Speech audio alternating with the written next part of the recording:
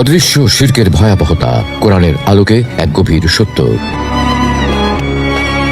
দর্শক, যদি আজ আপনাকে বলা হয় এই পৃথিবীতে কোটি কোটি মানুষ এমন এক শিরক করছে যা তারা নিজেও টের পাচ্ছে না, আপনি কি বিশ্বাস করবেন? হয়তো শুনে অবাক লাগবে, কিন্তু বাস্তবতা আরো ভয়ঙ্কর। এই শিরক করতে মূর্তি করতে হয় না, ধূপ বা আগরবাতিও জ্বালাতে হয় না, এমনকি কারোর সামনে হাত জোড় করতেও হয় না। তবুও মানুষ প্রতিনিয়ত এমন এক উপাসনায় লিপ্ত হচ্ছে যে আল্লাহর দৃষ্টিতে শিরক, অথচ তাদের নিজেদের কাছেই তা স্বাভাবিক জীবন বলে মনে হচ্ছে। আজকের এই আলোচনায় আমরা খুঁজে দেখব কোরআনের আলোকে সেই অদৃশ্য শিরক আসলে কি, কেন মানুষ আল্লাহর পরিবর্তে নিজের খেয়াল, ইচ্ছা বা জ্ঞানকেই উপাস্য বানিয়ে ফেলে, আর কিভাবে সেই প্রবণতা আমাদের ঈমানকে ধীরে ধীরে ভেতর থেকে নষ্ট করে দেয়। শিরকের ধারণা আমাদের কাছে অনেক সময় কেবল পাথরের মূর্তিতে সীমাবদ্ধ। আমরা ভাবি শিরক মানে মূর্তি পূজা বা আল্লাহ ছাড়া অন্য কারো সামনে সিজদা করা। কিন্তু কোরআন আমাদের শেখায় শিরক কেবল বাহ্যিক নয়, বরং এটি এমন এক মানসিক অবস্থা যেখানে মানুষ নিজের ভেতরের প্রবৃত্তি, জ্ঞান বা অহংকারকে আল্লাহর নির্দেশের উপর স্থান দেয়।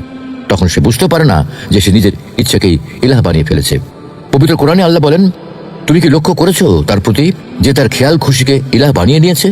তার কাছে জ্ঞান আসার পরেও আল্লাহ তাকে পথভ্রষ্ট করেছেন, তার কানে ও অন্তরে মোহর মেরেছেন এবং তার চোখের উপর পর্দা টেনেছেন। এই আয়াতের গভীরে আছে এক ভয়ঙ্কর সত্য। এখানে আল্লাহ আমাদের জানিয়ে দিচ্ছেন, যে ব্যক্তি নিজের ইচ্ছাকে আল্লাহর আদেশের উপরে রাখে তার উপর থেকে হিদায়াত উঠে যায়। সে এমন এক বিভ্রমে পড়ে যেখানে নিজের চিন্তাই তার ধর্ম, নিজের মতামতই তার আদেশ। বাইরে থেকে সে হয়তো ধর্মীয়, হয়তো ইবাদতগার, কিন্তু তার অন্তর অন্য কারো বন্দিত্বে আছে, নিজের নফসের। সুপ্রিয় দর্শক, কোরআন স্পষ্ট করে বলছে, আল্লাহ ছাড়া যাকেই আমরা ইলাহ মনে করি, যত শক্তিশালী বা প্রভাবশালী সে হোক না কেন, বাস্তবে তার কোনো ক্ষমতা নেই। সূরা মুমিনে বলা হয়েছে, অতঃপর তাদের বলা হবে, কোথায় তারা যাদেরকে তোমরা আল্লাহ শিরক করেছিলে? তারা বলবে, তারা তো আমাদের কাছ থেকে উধাও হয়ে গেছে।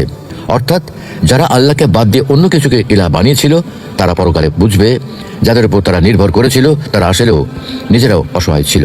জাহান্নামে পৌঁছে তারা স্বীকার করবে, আমাদের উপাস্যরা আজ কোথায়? তারা তো আমাদের সাহায্য করতে পারল না। তখনই তারা বুঝবে পুরো জীবন তারা এক ভ্রান্তির পেছনে ছুটেছিল। এই আয়াত শুধু মূর্তি পূজকদের কথা বলছে না, বরং প্রতিটি সেই মানুষকেই স্মরণ করে দিচ্ছে যারা আল্লাহর পরিবর্তে অন্য কারো আদেশ, প্রভাব বা মতামতকে প্রাধান্য দেয়। আধুনিক সময়ের অনেকেই নিজেদের জ্ঞান, যুক্তি বা সামাজিক অবস্থানকে আল্লাহর বাণিজ্যে গুরুত্বপূর্ণ মনে করে, অথচ কোরআন স্পষ্ট বলে দিয়েছে, যদি তোমরা তাদের কথা মান্য করো তবে তোমরা অবশ্যই মুশরিক হয়ে যাবে। এখানে তাদের বলতে বোঝানো হয়েছে শয়তান ও তার অনুসারীদের। অর্থাৎ শয়তান যখন আমাদের মনে এমন চিন্তা ঢুকে দেয় যে আমার বুদ্ধিটাই সঠিক, আমার সিদ্ধান্তটাই বড়, তখনই আমরা শিরকের দিকে এগিয়ে যাই অজান্তে। কোরআনের বাণী আমাদের শিখিয়েছে অহংকারী শিরকের মূল। ইবলিস শয়তান কখনো আল্লাহর অস্তিত্ব অস্বীকার করেনি, কিন্তু যখন আল্লাহ তাকে আদেশ করলেন আদম আলাইহিস সালামকে সিজদা করতে, সে বলল, আমি তার চেয়ে শ্রেষ্ঠ, আমাকে আগুন দিয়ে সৃষ্টি করা হয়েছে আর তাকে মাটি দিয়ে। এই এক কথাতেই সে নিজের বিচারকে আল্লাহর আদেশের উপর স্থান দিল। এখানেই শুরু হলো তার পতন, এখানেই শুরু হলো অহংকারের শিরক। সেদিন থেকে শয়তান মানুষকে সেই একই ভুল শেখাতে থাকে। তুমি নিজে চিন্তা করো, নিজের পথ নিজেই ঠিক করো, আল্লাহর আদেশ মানলে স্বাধীনতা হারাবে। এই প্রতারণায় মানুষকে ধীরে ধীরে এমন অবস্থায় নিয়ে যায় যেখানে সে নিজের মনের ইচ্ছেকেই ঈশ্বরের মতো মানে। অহংকার আসলে কোনো বাস্তব জিনিস নয়, এটি এক মানসিক প্রতিচ্ছবি। যেমন কেউ যদি বিকৃত আয়নায় নিজের প্রতিফলন দেখে ভাবে সে অনেক বড়, শক্তিশালী ও সুন্দর, অথচ বাস্তবে সেটা কেবল বিকৃতি। অহংকারও ঠিক তেমনই মনের বিকৃত প্রতিচ্ছবি, যা মানুষকে নিজের দুর্বলতা ভুলিয়ে দেয়। অহংকার মানে কেবল গর্ব নয়, বরং এটি সেই অবস্থান যেখানে মানুষ নিজের মতামতকে আল্লাহর বাণীর উপরে রাখে। যখন আমরা বলি এই বিষয়টা আমি অন্যভাবে দেখি, অথচ জানি কোরআন হাদিস এর বিপরীত কথা বলছে, তখন সেই ভাবনাটাই আমাদের অন্তরে অদৃশ্য শিরকের বীজ বপন করে। দর্শক, যদি আমরা ভাবি শয়তান শুধু বাহ্যিকভাবে প্ররোচনা দেয়, তাহলে আমরা ভুল করব। সে মানুষের ভেতরেই কাজ করে।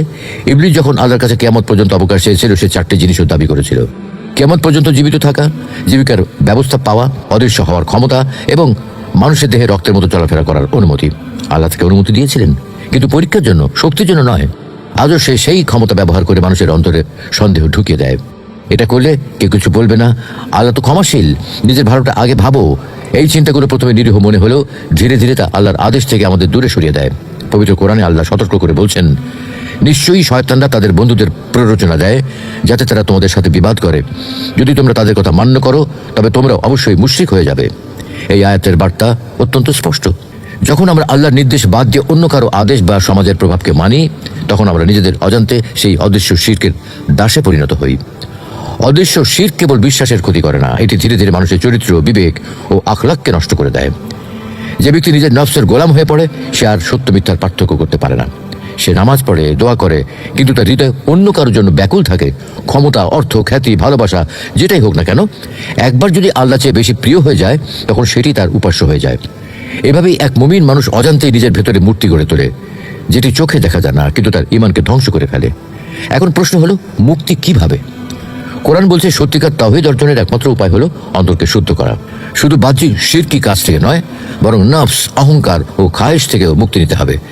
যে ব্যক্তি নিজের ইচ্ছাকে আল্লাহর আদেশের নিচে রাখে সেই প্রকৃত মুমিন। পবিত্র কোরআনে আল্লাহ বলছেন, যে তার নফসকে পরিশুদ্ধ করেছে সেই সফল হয়েছে, আর যে তা কলুষিত করেছে সেই ব্যর্থ। তাহলে বোঝা যাচ্ছে, শিরক কেবল এক বিশ্বাসের বিচ্যুতি নয়, এটি এক অভ্যন্তরীণ যুদ্ধ। যে এই যুদ্ধ জিতে নিজের নফসকে দমন করতে পারে সেই প্রকৃত তাওহীদের পথে চলে। সুপ্রিয় দর্শক, আজ আমরা যেসব বিষয় নিয়ে গর্ব করি, জ্ঞান, সম্পদ, সৌন্দর্য, ক্ষমতা, এসবই ক্ষণস্থায়ী। এগুলোর কোনোটি আল্লাহর বিকল্প হতে পারে না। একজন মানুষ যদি নিজের সিদ্ধান্তকে আল্লাহর সিদ্ধান্তের উপরে রাখে, তবে সে যত ইবাদতই করুক না কেন, অন্তরে শিরক প্রবেশ করে যায়।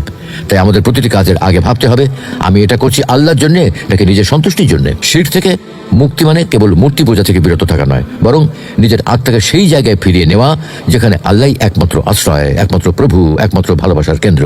শেষে এক গভীর বাস্তবতা মনে করে দিই, ইবলীসের মতো আমরাও যদি নিজের মতকে আল্লাহর আদেশের উপরে রাখি, তবে বাহ্যিকভাবে আমরা যত ধার্মিকই হই না কেন, ভেতরে আমরা শিরকের পথে। অন্যদিকে যে ব্যক্তি নিজের অহংকার ভেঙে আল্লাহর সামনে মাথা নত করে, তার হৃদয় হয় প্রকৃত মসজিদ, যেখানে কেবল এক আল্লাহর নাম উচ্চারিত হয়। সুপ্রিয় দর্শক, এই পৃথিবীতে সবচেয়ে বড় মুক্তি হলো নিজের ভেতরের ইলাহকে চিনে ফেলা। যেদিন আমরা বুঝবো আমাদের নফস, আমাদের ইচ্ছা, আমাদের অহংকার সবই মিথ্যা দেবতা, সেদিন থেকেই আমাদের আত্মা সত্যিকার অর্থে মুক্ত হবে। কারণ এক আল্লাহ ছাড়া কেউই ইলাহ নয়, কেউই উপাসনার যোগ্য নয়। যে মানুষ এই সত্যটি হৃদয়ে স্থাপন করে সেই আসল সফল মানুষ, দুনিয়াতে ও আখিরাতেও। লা ইলাহা ইল্লাল্লাহ, এই কালিমার মানে শুধু মুখের উচ্চারণ নয়, বরং অন্তরের এক বিপ্লব। যে বিপ্লব আমাদের অহংকারকে ভেঙে দেয়, আমাদের নফসকে বন্দী করে এবং আমাদের হৃদয়কে এক আল্লাহর ভালোবাসায় পূর্ণ করে তোলে।